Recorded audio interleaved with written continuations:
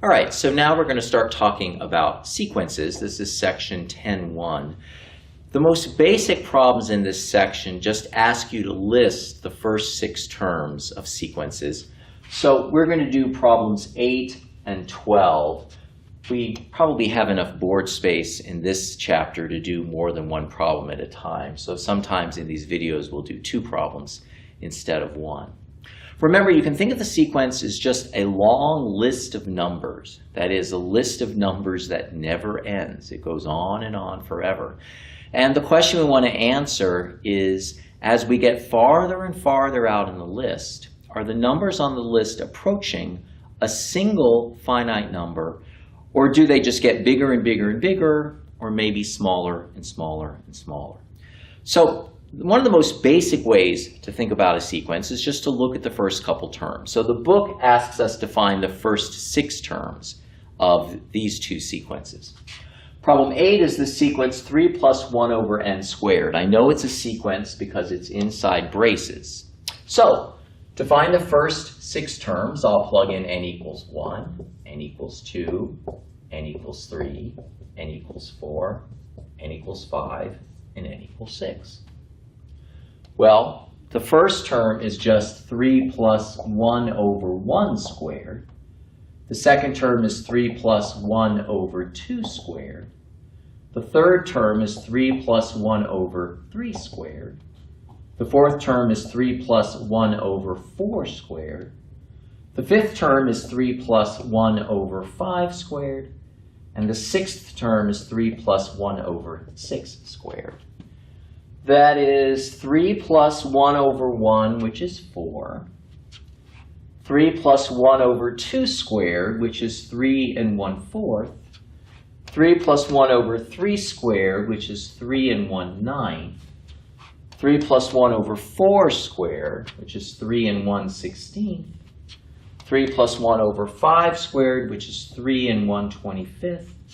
And 3 plus 1 over 6 squared, which is 3 1 over 36.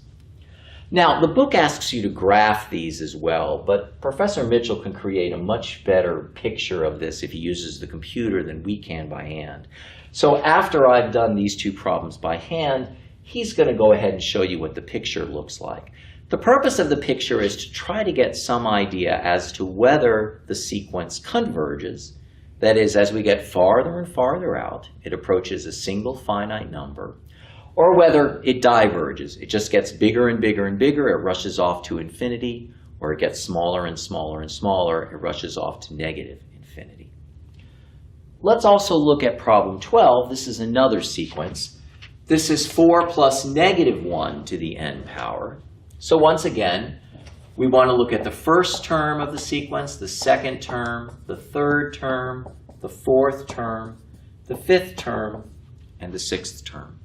Again, I recommend writing all of these terms out and then doing the calculations, because typically in each case you only have to change one number. This is the same everywhere here. The only thing that changes is n.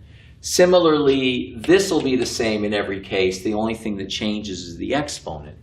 That is, I'll have 4 plus negative 1 to the first power, 4 plus negative 1 to the second power, 4 plus negative 1 to the third power, 4 plus negative 1 to the fourth power, 4 plus negative 1 to the fifth power, 4 plus negative 1 to the sixth power.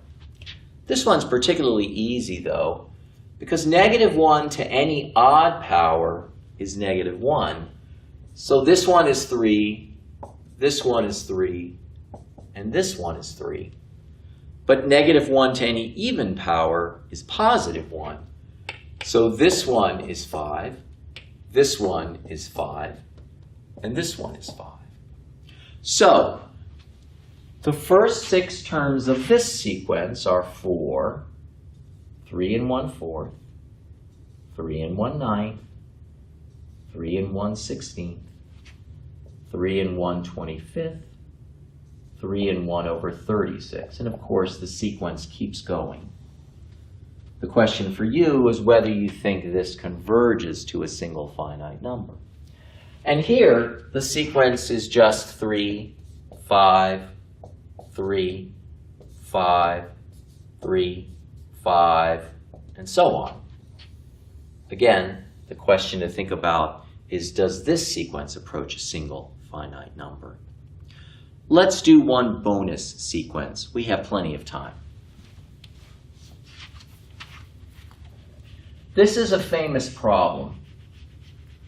Once you've seen it, you'll probably never forget the answer. But the answer is often not obvious. The question is to find the next letter in the following sequence.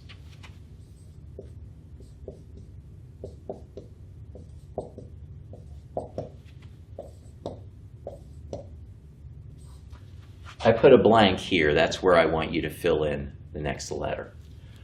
So I'll give you a second to think about it, though since this is a video, you could actually stop the video and take as long as you want to think about it. Okay, I'm assuming that you're ready for the answer.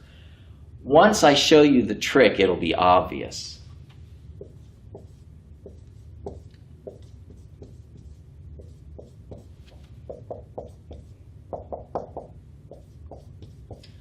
This is the first letter. 1, 2, 3, 4, 5, 6, 7. So clearly the next letter in the sequence should be E.